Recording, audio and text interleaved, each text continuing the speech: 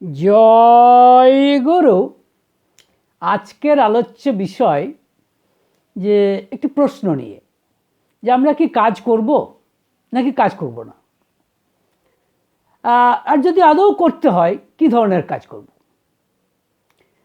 তা এ বিষয়ে প্রথমেই আমার একটা ছোট্ট ঘটনার কথা মনে পড়ছে। আমার এক বন্ধু ছিল, সেই বন্ধুটি ভগবানের অস্তিত্বে বিশ্বাস করতেন না এবং কোনো রকম ধর্ম কিছু বিশ্বাস করতেন না, কিন্তু মানুষ ভালো ছিলেন। তো যাই হোক, সে আমাকে একবার বলেছিল যে এবার কি ভাবছি জানো। আমি বলেছিলাম কি, যে সব কাজকর্ম ছেড়ে দেবো, সমস্ত কর্মটর্ম সব ছেড়ে দেবো, চুপচাপ বসে থাকবো। তা আমি বলেছিলাম কেন এই ধরনের আশ্চর্য ধরনের ডিসিশন নিলে কেন। তো সে উত্তর দিয়েছিল, কারণ তোমাদের শাস্ত্র বলছে যে কোনো কাজ করলেই তা বন্ধনের কারণ। আমি যদি একটা যে কোনো কাজই করি না কেন সেটা বন্ধনের কারণ। তো এবার আমি ঠিক করেছি কোনো কাজই করব না, এবং এর মাধ্যমে তোমাদের শাস্ত্রকে আমি একটা শিক্ষা দিতে চাই যে দেখো তো, এই যে তুমি বলছো আমি কোনো কাজই করলাম না, এবার আমাকে বন্ধনে জড়াও তো দেখি। একটু মানে রহস্য করে সে কথাটি বলেছিল, কিন্তু কথাটার একটা দাম আছে, এটা নিয়েও ভাবা যেতে পারে। কেন ভাবা যেতে পারে, সত্যি তো দেখি না কোনো কর্ম কিছু না করি, এখন সেটা করা যায় কি না, সেটাও করা যাবে না। কেন কেন করা যাবে না, কারণ কিছু করা না করার চেয়ে ভালো। এটা ভগবান শ্রীকৃষ্ণ বলছেন তৃতীয় অধ্যায়ের 8ম শ্লোকে। তিনি বলছেন, নিয়তম কুরু কর্মতম কর্ম যায় কর্মণঃ শরীর যাত্রাপি চ তেন প্রসিদ্ধেত অকর্মণঃ। এর অর্থ হচ্ছে এই যে দেখো অর্জুন, কিছু না করার চেয়ে করা অনেক ভালো জিনিস। এবং সত্যি কথা বলতে গেলে তুমি যদি কিছু না করো তাহলে তোমার শরীরটাই চলবে না, যে শরীর যাত্রায় টিকবে না। কাজেই তুমি কিছু করো, এবং সেই করাটা অবশ্যই মানে ঈশ্বরের জন্য করো। এটা অনেকটা এরকম বলতে চাইছেন, মানে কিছু করা তোমার দরকার, এবং বিশেষ করে নিত্য কর্ম করো, অব্লিগেটরি ডিউটি বলে এটা করো। এখন আপনি প্রশ্ন করতেই পারেন, বা অনেকেই এটা তর্ক করতে পারে যে কীরকম শরীরযাত্রা চলবে না কেন, আমি যদি কিছু না করি কেন চলবে না। চলবে না এই কারণে, ধরুন আমি স্থির হয়ে বসে আছি, আমি কিচ্ছু করব না, চুপচাপ বসে আছি। আপনি হয়তো বুঝতে পারছেন না, তা সত্ত্বেও আপনি কর্ম করছেন। কীরকম শুনতে অবাক লাগতে পারে, কিন্তু প্রকৃতি কর্ম করাচ্ছে। কেন, আপনার পেটে যে হজম নালী, তাতে কিন্তু হজমের কাজ চলছে। আপনার ফুসফুস সংকুচিত হচ্ছে, প্রসারিত হচ্ছে নিঃশ্বাস প্রশ্বাস নেওয়ার জন্য, সুতরাং আপনার ফুসফুসও কিন্তু কাজ করছে। আপনি সেগুলোকে বন্ধ করতে পারছেন। এগুলো সামথিং ইনভলেন্টারি, মানে হচ্ছে আমার ইচ্ছা বা অনিচ্ছার উপর নির্ভর করে না, এটা চলছে। সুতরাং প্রকৃতি আমাকে বুঝিয়ে দিচ্ছে যে তুমি চাও বা না চাও কর্ম করতে তুমি বাধ্য, আমি করাবো। তুমি কর্ম করতে না চাইলেও আমি করাবো। সমস্যাটা দেখুন। তাই যদি করতেই হয়, এবার তো তাহলে প্রশ্ন আসছে, আমি যদি কর্ম করলাম না, বললে তো হবে না, আমার ভিতরে তো কর্ম চলছে না, শরীরযাত্রা চলবে না, আমার শরীরটাই চলবে না। যদি হজমের কাজ না চলে, ফুসফুস ইত্যাদি না চলে, সো কিডনি কাজ না করে, তাহলে করতেই যদি হয় বাধ্যতামূলক, কারণ আপনি তো প্রকৃতির বাইরে নন, তা করতেই যদি হয় কী ধরনের কাজ করব, এটাও তো একটা প্রশ্ন, এবং খুব বড় প্রশ্ন নিঃসন্দেহে। এর উত্তর ভগবান শ্রীকৃষ্ণ দিয়েছেন।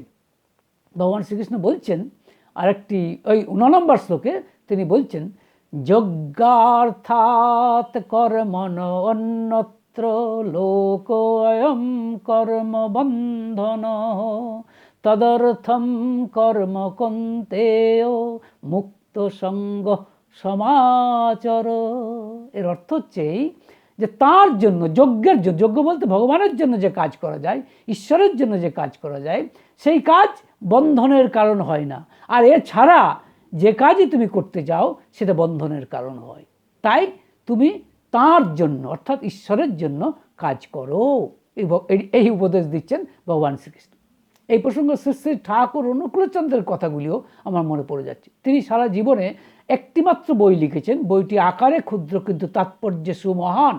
এই বইটির নাম সত্যানুসরণ। সেখানে তিনি বলছেন, কাজ করে যাও কিন্তু আবদ্ধ হও না। এটুকুন একই কথা, অর্থাৎ এমন কাজ করো না যাতে তুমি আবদ্ধ হয়ে পড়ো। এখন আমি যে আবদ্ধ, এখন প্রশ্ন হচ্ছে কিসের আবদ্ধতার কথা বলছেন ভগবান শ্রীকৃষ্ণ, বা কী বন্ধনের কথা বলছেন, এটা আমাকে জানতে হবে। বন্ধনটা হচ্ছে এই, আমি বুঝতে পারি বা না পারি, আমরা প্রত্যেকেই জন্ম মৃত্যু চক্রের মধ্য দিয়ে যাচ্ছি, বলতে পারেন দুষ্ট চক্র, হ্যাঁ, কাইন্ড অফ ভিশিয়াস সাইকেল।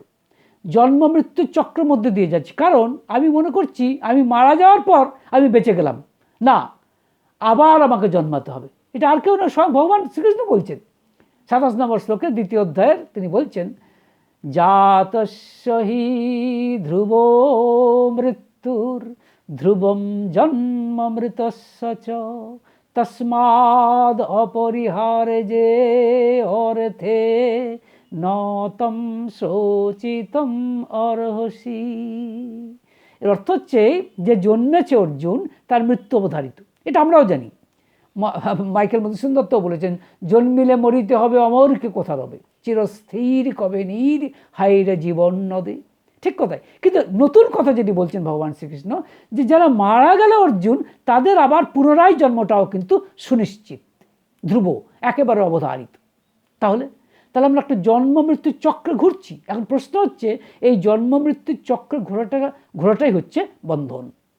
তাই আমি যে কাজই করতে যাই সেটাই বন্ধন হয়ে দাঁড়াচ্ছে, অর্থাৎ আবার সেই জন্ম মৃত্যুর চক্রে আমাকে ঘুরতে হবে। এখন প্রশ্ন হচ্ছে, এই জন্ম মৃত্যুর চক্রে ঘোরাটা কি খুব আনন্দদায়ক? না, একেবারেই না, এটা বেদনাদায়ক। তাই যে কোনো শর্তে আমাকে এই জন্ম মৃত্যুর চক্র থেকে বেরিয়ে আসতে হবে, সেই শান্তির ঠিকানায় গিয়ে নিজেকে স্থির করতে হবে। এখন তাহলে প্রশ্ন হচ্ছে, কোন কাজ বন্ধন আর কোন কাজ বন্ধন নয়, সেটা বোঝার কি কোনো উপায় আছে? শ্রী শ্রী ঠাকুর অনুকূলচন্দ্র এর একটি উপায় বলেছেন। তিনি বলছেন, আশ্চর্য কথা বলছেন, ওই সত্যানুসরণে তিনি লিখছেন যে, বিষয়ের পরিবর্তনে যদি তোমার হৃদয়ের পরিবর্তন আসে, বুঝতে পারো ঠিক যেন তুমি আবদ্ধ হয়েছ। একটা আশ্চর্য কথা বলছেন, বিষয়ের পরিবর্তনে যদি হৃদয়ের পরিবর্তন আসে, হ্যাঁ, যদি, তাহলে ঠিক যেন তুমি আবদ্ধ হয়েছ। তার মানেটা কি? আমি একটা রিয়েল লাইফ এক্সাম্পল দিতে চাই, তাহলে বুঝতে পারবেন। আমি একসময় যখন আমি আপনারা জানেন যে একটা সেন্ট্রাল কলকাতার একটি কলেজের প্রফেসর ছিলাম, অনেক আগে আমি টিউশন করতাম, তখন আমি ভাড়া বাড়িতে থাকতাম। টিউশন করাতে কিছু টাকা আমি ইনকাম করেছিলাম এবং ওই টাকা দিয়ে একটা ফ্ল্যাট কিনেছিলাম। যখন ওই ভাড়া বাড়ি ছেড়ে ফ্ল্যাটের দিকে আসছি, তখন আমার মনের মধ্যে একটা আশ্চর্য মদমত্ততা জন্ম নিয়েছিল, যে দেখো আমি কিছু করতে পেরেছি, আমি একটা ফেললা লোক নই, আমি কাজ করেছি এবং কাজের ফলে আমি একটা ফ্ল্যাটে যাচ্ছি। এই যে অহংকার বা তথাকথিত মদমত্ততা, এগুলো কি বলে? প্রবৃত্তির অভিভূতি। অনেক 6টি প্রবৃত্তি আছে, আপনারা জানেন, কাম, ক্রোধ, লোভ, মোহ, মদ, মাশ্চর্য। এই মদ, এক্ষেত্রে মদ, প্রাইড চলে এসেছে আমার মধ্যে, যে আমি কি করে ফেলেছি। ফলত এই যে করে ফেললাম, মানে আমি আবদ্ধ হলাম। দিস ইজ হোয়াট ঠাকুরকে বলছেন, কোনো বিষয়ের পরিবর্তনে, অর্থাৎ এই যে চেঞ্জ হলো, আমি ভাড়া বাড়ি থেকে নতুন ফ্ল্যাটে এলাম, এটা একটা বিষয়ের পরিবর্তন হলো, এটা আমার হৃদয়ের পরিবর্তন হয়েছে কিনা। এবং হয়েছে কি না, আমার হৃদয়ের মধ্যে মদমত্ততা এসেছে, আমার হৃদয়ের মধ্যে একটা অহংকার এসেছে। আমি এরকম ভাবতে শুরু করেছি যে আমি অন্য 10 জনের চেয়ে অনেক আলাদা, আমার নিজের ক্ষমতায় এসব করতে পেরেছি। এই যে মদমত্ততা, এই যে একটা অহংকার, এটার ঠাকুর বলছেন ঠিক যেন তুমি আবদ্ধ হয়েছে, কারণ বিষয়ের পরিবর্তনের সাথে সাথে তোমার হৃদয়ের পরিবর্তন এসেছে। কি চমৎকার করে শেষে ঠাকুর অনুকূলচন্দ্র এটা দিলেন। এটা আমি মনে করি একটা নিউ সিলেবাস। এই সিলেবাসটা কিন্তু আমাদের জানা নেই। আমরা এটুকু জানতে পেরেছি, ভগবান শ্রীকৃষ্ণ বলেছেন যে তুমি কাজ করো, নিত্য কর্ম করো, কারণ কর্ম না করা অপেক্ষা কর্ম করা অনেক ভালো। কারণ তুমি যদি কর্ম না করো, তোমার শরীরযাত্রাও টিকবে না, তুমি বাঁচতে পারবে না। এটা ঠিক কথাই। এবং পরবর্তী ক্ষেত্রে তিনি বলছেন যে কি বলছেন, যে যজ্ঞার্থাৎ কর্ম, অর্থাৎ ঈশ্বরের জন্য কর্ম ছাড়া আর সব কর্মই বন্ধন, এটুকু তিনি বলেছেন এবং এটা ঠিক। কিন্তু শ্রী শ্রী ঠাকুর অনুকূলচন্দ্র যেন একটা নিউ সিলেবাস দিলেন, কারণ কোন কর্মটা বন্ধনের কারণ সেটা আমি বুঝবো কী করে? আমি অন্তত জানি না, এর উত্তর ভগবান শ্রীকৃষ্ণ দিয়েছেন কিনা, দিয়ে থাকতে পারেন, আমি জানি না, কিন্তু শ্রী শ্রী ঠাকুর অনুকূলচন্দ্র দিয়েছেন। এই যে বললাম যে বিষয়ের পরিবর্তনে তোমার হৃদয়ে পরিবর্তন আসছে, যদি আসে আর তুমি যদি তা বুঝতে পারো, তাহলে ঠিক যেন তুমি আবদ্ধ হয়েছে।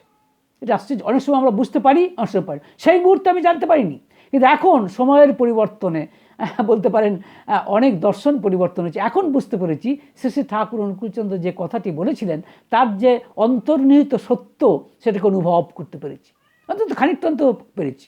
সুতরাং এটা বুঝতে হবে। এখন প্রশ্ন হচ্ছে তাহলে এইবার বলতে পারেন উপসংহার পর্বে চলে এসেছি যে আমাকে কর্ম তাহলে করতেই হবে। এখন প্রশ্ন হচ্ছে কী কর্ম করব। আগেই বললাম ভগবান শ্রীকৃষ্ণ বলেছেন, শ্রী শ্রী ঠাকুর অনুকূলচন্দ্র বলছেন যে কোনো প্রকার ঠাকুর অনুকূলচন্দ্র বলছেন কোনো প্রকার সংস্কারে আবদ্ধ থেকো না, একমাত্র পরম পুরুষের সংস্কার ছাড়া আর সব বন্ধন। সত্যানুসরণে লিখেছেন। মানে পরম পুরুষের বন্ধন কেন? অর্থাৎ ঈশ্বরের জন্য কাজ করলে, ইষ্টের জন্য কাজ করলে সে কাজ কিন্তু তোমার বন্ধনের কারণ হবে না, সে কাজ তোমার মুক্তির কারণ হবে। আশ্চর্য কথা। একজন এই প্রসঙ্গে মনে পড়ছে, একবার ঠাকুর অনুকূলচন্দ্র একজন সাধু ব্যক্তির সাথে কথোপকথন করছিলেন এবং তিনি ঠাকুর বলছিলেন যে গুরুতে আসক্তি আমাদের মুক্তির কারণ হয়ে দাঁড়াবে। তখন সেই ভদ্রলোক বলেছিলেন, আপনি যে গুরুতে আসক্তির কথা বলছেন সেও তো এক ধরনের আসক্তি। ঠাকুর হেসে বলেছিলেন, পাল্টা প্রশ্ন করেছিলেন, এটাকে আসক্তি বলছেন?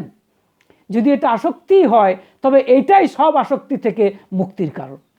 এবং এটা সত্যি কথা। যাই হোক, তার কথাটা কী হলো, যে ইষ্টের জন্য যদি আপনি কাজ করেন তাহলে কিন্তু আপনার কাজ বন্ধনের কারণ হবে না। এখন সেটা কী ধরনের কাজ? যে কোনো কাজই কিন্তু আপনি করতে পারেন, কোনো অসুবিধা নেই। যে কোনো কাজ, যেরকম আমার খুব ভালো মনে আছে, আমি একবার রামকৃষ্ণ মিশনের একজন মহারাজকে জিজ্ঞাসা করেছিলেন যে মহারাজ, আমরাও তো কলেজে পড়াচ্ছি কিন্তু আমরা তো এত ভালো রেজাল্ট দেখাতে পারছি না, কিন্তু আপনাদের প্রতিষ্ঠান এত ভালো রেজাল্ট দেখাচ্ছে কেন? তখন মহারাজ একটা আশ্চর্য কথা বলেছিলেন, খুব সুন্দর কথা বলেছিলেন দেখুন, যে ইংরেজিতে বলেছিলেন যে you teach people as because you are paid for that, but we teach people as because Gadadhar has come for taking lesson, and if I deceive him, if I do not give him 100%, then all my renunciations, all my sacrifices will come to a big zero. এটা ছিল তার answer. অর্থাৎ তিনি বলতে চাইছেন, আপনারা ছাত্রদের পড়ান কারণ আপনারা বেতন পান বলে, আর আমরা ছাত্রদের পড়াই এইভাবে যে ছাত্রটি যেন গদাধর, অর্থাৎ রামকৃষ্ণদেবের বালক অবস্থায় নাম আর কি, গদাধর এসেছে আমার কাছে শিক্ষা নেওয়ার জন্য। আমি যদি তাকে পূর্ণ শিক্ষা না দিই বা কম দিই তাহলে আমার সমস্ত সন্ন্যাস, আমার সমস্ত স্বার্থত্যাগ এক বিরাট শূন্যতায় পর্যবসিত হবে। তাহলে দেখুন, অ্যাটিটিউড দ্যাট ম্যাটার্স। অ্যাটিটিউড অর্থাৎ আপনি যে কাজই করুন তাতে কিন্তু কিছু এসে যায় না, যদি সেটা ইষ্টের জন্য হয়। যেমন এ বিষয়ে ঠাকুর অনুকূলচন্দ্র একটি বাণীর কথা আমার খুব মনে পড়ে। সেই বাণীতে তিনি বলছেন, সব প্রবৃত্তি রত থাকে ইষ্ট কার্য লয়ে, সেই সন্ন্যাসী সেই তো যোগী, কাল নত যার ভয়ে। এটা আশ্চর্য বাণী। কিন্তু বলছেন সব প্রবৃত্তি রত থাকে ইষ্ট কার্য লয়ে, সেই সন্ন্যাসী সেই তো যোগী, কাল নত যার ভয়ে। এর মানেটা কি আমি একটা রিয়েল লাইফ এক্সাম্পল দিয়ে বোঝাতে চাই। অনেক দিন আগে একজন ভদ্রলোক, তিনি শ্রী ঠাকুর অনুকূলচন্দ্রের শিষ্য ছিলেন, তিনি কোর্ট কাছারি করে বেড়াতেন। তো একদিন ওনার সাথে আমার দেখা এবং অন্য এক ভদ্রলোকও ছিল, তিনি আমার দিকে তাকিয়ে হেসে বলছেন, এই দেখুন ইনি তো আপনাদের ঠাকুরের শিষ্য। আমি বললাম হ্যাঁ। তো ইনি আবার ধর্মরাজ্যের লোক হয়ে এই শুধু কোর্ট কাছারি করে বেড়ান, শুধু মামলা মোকদ্দমা করে বেড়ান, এ কীরকম কথা? তাহলে আপনি ঠাকুর দেবতার নাম ধ্যান করার সময় পান কোথায়? ঠাকুর আপনার ইষ্টকে ডাকার, ইষ্টের সাথে যুক্ত হওয়ার সময় পান কোথায়? ওই ভদ্রলোক একটা আশ্চর্য উত্তর দিয়েছিলেন। উনি বলেছিলেন, মানে যার কথা বলছি, যিনি শ্রী ঠাকুর অনুকূলচন্দ্রের শিষ্য, তিনি বলেছিলেন, আমি তো ইষ্ট কাজই করছি। তখন উনি বলেছিলেন, কীরকম? আপনি ওই মামলা মোকদ্দমা করে ইষ্ট কাজ করছেন? বলে হ্যাঁ, কারণ বেশ কিছু মানুষ, যা সাধু প্রকৃতির মানুষ, তারা শ্রী ঠাকুর অনুকূলচন্দ্রের জন্য অনেক জায়গা জমি দান করেছেন। কিছু বদমাইশ লোক সেসব জায়গা জমিগুলো দখল করার চেষ্টায় আছে। আমি তো কোর্ট কাছারি করি সেই সব জায়গাগুলোকে মানে মুক্ত করার জন্যই, সেই সব দখল মুক্ত করার জন্যই, কাজে আমি তো ইষ্ট কাজ করি। আশ্চর্য হয়েছিলাম। এবং সত্যি কথা, এই ভদ্রলোকই তো সন্ন্যাসী, এই তো যোগী। হতে পারে তিনি তার শরীরটাকে গেরুয়া রঙের কোনো রংচঙে সাজাতে ব্যস্ত হননি। ঠাকুর অনুকূলচন্দ্র বলছেন, শরীরকে রংচঙে সাজাতে ব্যস্ত হও না, তাহলে মন শরীরমুখী হয়ে পড়বে। এই তো সন্ন্যাসী, এই তো যোগী, কাল নত যার ভয়ে। কাল মানে দুটি অর্থ। কাল মানে শয়তান। শয়তান কে? আমার নিজের মধ্যেই শয়তান রয়েছে, আর কেউ নয়। আমার প্রবৃত্তির অভিভূতিগুলি আমার শয়তান, বুঝতে পারছেন? সেই শয়তান আমার থেকে দূরে থাকবে, কারণ সত্যিকার সেই হচ্ছে সন্ন্যাসী, সেই হচ্ছে যোগী। কারণ সে সবসময় ইষ্ট কাজ নিয়ে রয়েছে। ইষ্ট কাজ নিয়ে থাকা মানেই তার সঙ্গে সরাসরি যুক্ত থাকা। আর তার সঙ্গে যুক্ত থাকা মানেই ইষ্টের বিপরীতটা কি? ইষ্টের বিপরীত হচ্ছে শয়তান। ভগবানের বিপরীত অর্থ কি? শয়তান। তো শয়তান দূরে থাকতে বাধ্য হয়, উপায় থাকে না তার। আর আরেকটি অর্থ, কালের আরেকটি অর্থ সময়। সময়কে তিনি জয় করেছেন, অর্থাৎ তিনি অমরত্ব লাভ করেছেন, তিনি অমৃতত্ব লাভ করেছেন। এই ভগবদ গীতাকে একটি তথাকথিত সর্বশ্রেষ্ঠ ধর্মগ্রন্থ বলা হয় এই কারণেই যে গীতা অমৃতত্বের কথা বলে। ইট স্পিক্স অ্যাবাউট ইমর্টালিটি। এটা একটা আশ্চর্য কথা যে আমি যে অমর, ঠাকুর অনুকূলচন্দ্র তো আমাদের এটা বুঝিয়েছেন, আমি অজর, আমি অমর। এইটা প্রতিদিন আমাদের বলতে হয়। ভগবান শ্রীকৃষ্ণ এই অমরত্বের কথা বলেছেন গীতাতে। এই আশ্চর্য একটি কথা, এটি একটি মানে অত্যন্ত আশ্চর্য কথা, এবং সারা বিশ্ব এই নিয়ে ভাবিত মানে চিন্তা করছে। আশ্চর্য একটি দিক বলতে পারেন উন্মোচন করে দিয়েছেন ভগবান শ্রীকৃষ্ণ। সুতরাং সেই লোক, সেই সন্ন্যাসী, এই ভদ্রলোকের কথাই বলছি, যে কোর্ট কাছারি নিয়ে ব্যস্ত ছিল, তিনি এখন আর শরীরে নেই, কিন্তু আমার সামান্য ধারণা অনুযায়ী বারবার মনে হয় তিনি অমৃতত্বকে লাভ করেছেন, তিনি অমর হয়েছেন, এ বিষয়ে কোনো সন্দেহ নেই। কাজেই উপসংহার পর্বেই আমি তো চলে এসেছি, আগেই বলেছি, আবার বলতে চাই যে আপনি যে কোনো কাজই কিন্তু ইষ্ট কাজ হতে পারে যদি কাজটাকে আপনি পূজা হিসেবে নেন। If you take any work as worship, আপনার যদি ইষ্টের পূজা হিসেবে নেন, যে কোনো কাজ হতে পারে। এমনকি একজন উকিল, সে তো মামলা করছে, ফাইট করছে।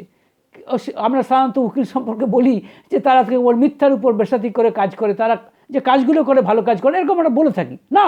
সে কাজটাও যদি ইষ্ট কাজের জন্য করে, সে যদি তার কাজটাকে ইষ্টের জন্য ডেডিকেট করে, উৎসর্গ করে, এবং সে যদি ইষ্টের জন্য কাজ করে, তবে সে কর্মটাও ইষ্টকর্ম। সুতরাং কোনো কাজই নেই যা ইষ্টকর্ম নয়। আবার সব কর্মই অনিষ্ট কর্ম হতে পারে যদি আপনি নিজের জন্য করেন, স্বার্থের জন্য করেন। হ্যাঁ, তাই বলে কি আপনি ওকালতি করছেন বা আপনি পড়াচ্ছেন, তা আপনি পয়সা নেবেন না? নিন, কারণ আপনাকে বাঁচার জন্য তো নিতেই হবে, সেটা কথা নয়, সেটা কিন্তু অনিষ্ট কাজ নয়। কিন্তু আপনার উদ্দেশ্যটা হচ্ছে, আপনার অ্যাটিচিউডটা কি, অ্যাটিচিউড দ্যাট ম্যাটার্স। আমি আগেই বলেছি, আপনার উদ্দেশ্য যদি হয় ইষ্ট স্বার্থ প্রতিষ্ঠা করা, আপনার ইষ্টের স্বার্থ প্রতিষ্ঠা করা, তাহলে নিশ্চিত জানবেন সেই কাজ কোনোদিন আপনার বন্ধন সৃষ্টি করবে না, বরং এই কাজ আপনাকে নিয়ে যাবে মুক্তির দিকে। এই কাজ নিয়ে যাবে মুক্তির দিকে। আপনি জন্ম মৃত্যুর চক্র থেকে চিরতরে বেরিয়ে আসতে পারবেন, অমৃতত্বকে লাভ করতে পারবেন। মানব জীবনের উদ্দেশ্যটাই তো এটাই, অমৃতত্বকে লাভ করে। লোকে বলে না ভগবান লাভ, নিশ্চয়ই ভগবান লাভ মানে কি তার দেখা পাওয়া না, তার চরিত্রটাকে নিজের চরিত্রায়িত করা। ভগবান যেমন অমর, তিনি যেমন অজর অমর, তেমনই আমরা যেন অজর অমর হতে পারি। এবং ওইটা হওয়াটা কিন্তু আমাদের সাধ্যের মধ্যে। আমরা হয়তো ভাবি যে আমরা পারবো, কেন পারবো না? আমি তো তারই উৎক্ষেপ, আমি তো তার থেকে এসেছি, তিনি আমাকে সৃষ্টি করেছেন। তিনি নিজে যদি অজর অমর হন, তাহলে তিনি তো ভীষণভাবে চান আমিও অজর অমর হই, আর চেষ্টা করলে সেটা সম্ভব। ভালো থাকবেন। জয় গুরু।